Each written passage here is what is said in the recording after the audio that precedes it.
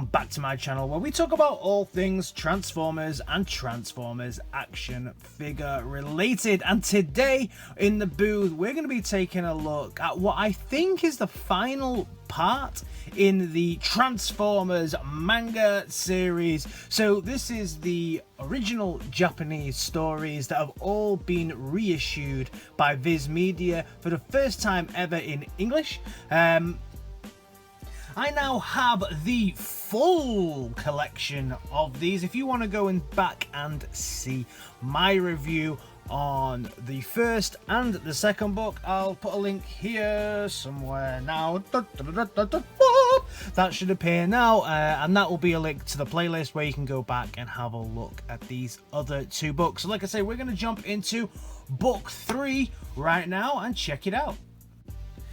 Now, I bought book 1. If you've seen my other reviews, you will know, and I wasn't overly impressed with that because it kind of seemed to dip into the stories, didn't give you the full story, and it just kind of seemed to just jump and jump and jump and jump and just jump from point to point to point in the story, and I didn't really enjoy it and didn't think I was going to pick up book 2.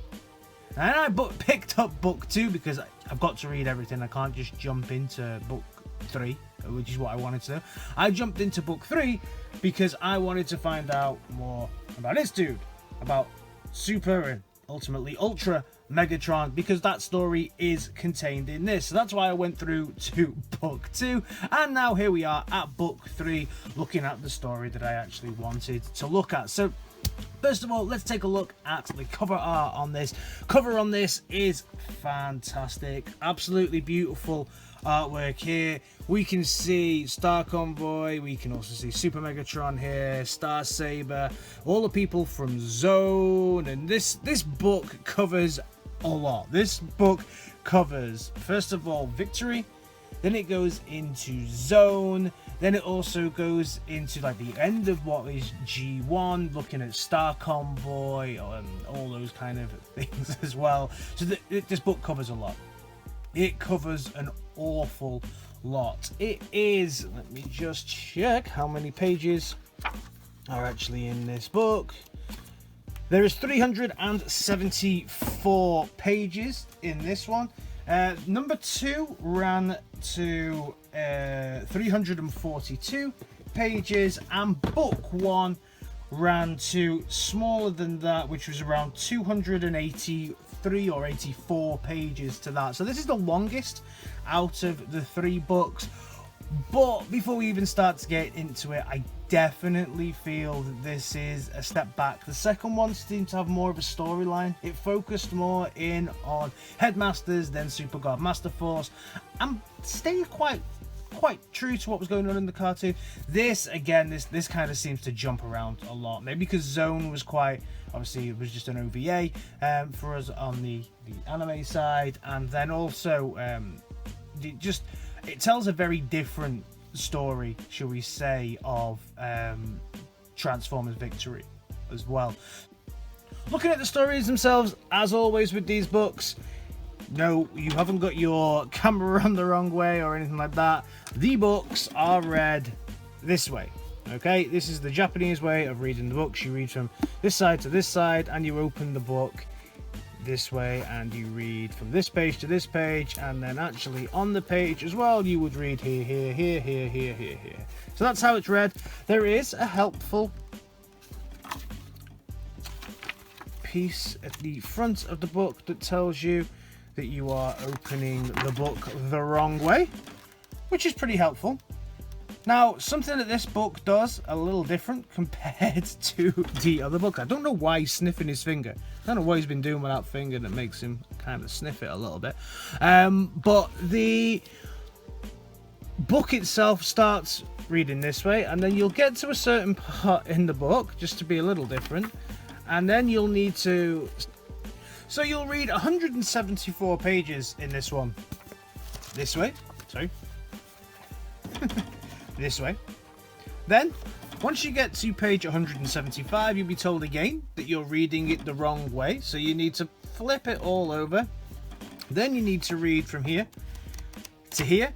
And then you need to go back, once you get to here, well, flip it back over and then start to read backwards again to finish the book. Slightly irritating, slightly odd. I don't know why the zone stuff was printed the other way around. It's a little bit bizarre, but it just made the effort of reading the book a little bit cumbersome, shall we say. Artwork on this is top notch, the same as the artwork on the other. I love this manga Japanese black and white style of drawing. I absolutely adore it. Really, really, really cool. The way that we see all the line drawings here, absolutely beautiful, fantastic. They've done a really, really, really cool little job with this. Doesn't look dated at all. Looks very, very modern. This kind of artwork for me just never goes out of date. Looks absolutely beautiful. Fantastic way of drawing the bots. There is also some colored sections, so when we get towards the back, we also get some coloured sections here. We get some schematic drawings of STARCONVOY. We also get little bits and bats. Actually, we'll go into it later on, but it tells whole stories like this at some points as well. So worthwhile looking at that as we go through it. But overall, absolutely fantastic artwork. Cannot say a bad thing about the artwork. Storytelling as we go through it. So like I said, it has different sections within this. So the last book concentrated mainly on headmasters, and then after headmasters we went into Super God Master Force. On this one we can see we go Victory, Zone, Battle Stars, and Operation Combination. So you've got a lot to cover through this, and then it talks about the works of the authors and things like this, and a little bit of an ending to everything, I guess. But yeah, there's a lot going on in this. Starting with Victory then, this is a very different take on Victory to what we saw in the cartoons. It has all of the main characters plus a couple of different characters here. I will get into spoilers a little bit here because I kind of need to explain why this is a very different version of Victory. So you have Yan here, the same as you do within the cartoon itself, and you have Star Saber, and all the usual characters are here plus other ones. So we have a lot more of a closer relationship between Star Saber and Yan, and Star Saber is kind of depicted as a bit goofier, if I must say. So you have like kind of arguments sometimes between Star Saber and Yan, where Yan's calling Star Saber a dummy, and all kinds of weirdness between the two. Like I say, he has a closer relationship, almost like a Captain Planet type relationship between them, and where it's heart and all this, and they argue between each other, calling each other he calls Star Saber stupid, and it's bizarre. It's very, very different, the relationship between these two to there. Also, Deathsaurus, he in this is also a bit odd. He has not a human counterpart, but a cyborg who is almost like his son and goes to school with Yan, and Yan knows he's a Decepticon, but they all go to school together, and it's a bit weird, and again, it's heavily centered around the family aspect, and the fact that Yan wants a family, and all Deathsaurus seems to want some kind of family as well, which is bizarre. It's kind of similar to what they did with the Decepticons from Super God Master Force in the second manga. So that's a bit weird and a bit of an odd addition to the storyline. Then as we go through it, other characters start to appear. So we actually get Shutter and Cab back within this within the comics, which they didn't come back within the cartoon itself. But we see Shutter and Cab come back, and they start to work with some of the other Autobots as well. We also see Jinrai come back for a while as well. It changes in this though, because he doesn't become Victory Leo in this. So there's Shutter and Cab, when they come back, Victory Leo is in this, so Victory Leo is here, but Victory Leo isn't created from a fallen Jinrai. Victory Leo is controlled or supported by Yan's sister. Yan's sister, I don't believe, also appears in Transformers Victory. So very bizarre, very weird. The ending of this is just as weird. If I just go through this, we see Starsaber and Deathsaurus friends, or they make friends, because Deathsaurus's wife basically comes out and tells them to pack it in because they're trying to get, all they're trying to do is get power for their own planet. So all they do, because they're worried about running out of power, so all they do is just unite forces and become friends at the end. That's literally the end of Victory in this. Very bizarre, but if you want to know what Deathsaurus's wife looks like, there's Deathsaurus's wife. Zone then, as we move into Zone, is not too different to the OVA that we get. Really nice artwork here, though. We can see the Super God General Overlord is part of the commanders. We can see Abominus. We can also see the Menasors here. We can see Bruticus is here, so we can see all of the generals on this one. Devastator is also one of the generals as well. Really nice, really cool. It's good. The artwork on this as well is very, very nice as we all go through. Obviously the characters from this are not as legendary as some of them, but yeah, it's quite nice. It's a good little one shot, very similar to the Zone that we got within the OVA itself. It then moves on to the illustrations, that are the more coloured illustrations here as we go through. So we can start to see how they would have looked, I guess how it would have moved on. We get to see all of the generals here in full colour. It's really nice the way that they've made these kind of more Japanese stylings to some of them and given them different hats, different looks. And I like what they've done with Trypticon here, giving him added horns and stuff like that. I really like this version of Trypticon. If they're going to release something from the Generation Selects line, let's get that in there. That'll be pretty nice. Then we move over to the kind of Star Convoy and the battle stars and all of this kind of stuff. This story's fine. This story's nice. Weird story though, because I think that they've kind of got these in the wrong order, maybe, or maybe I should have started reading it this way, but I don't think so.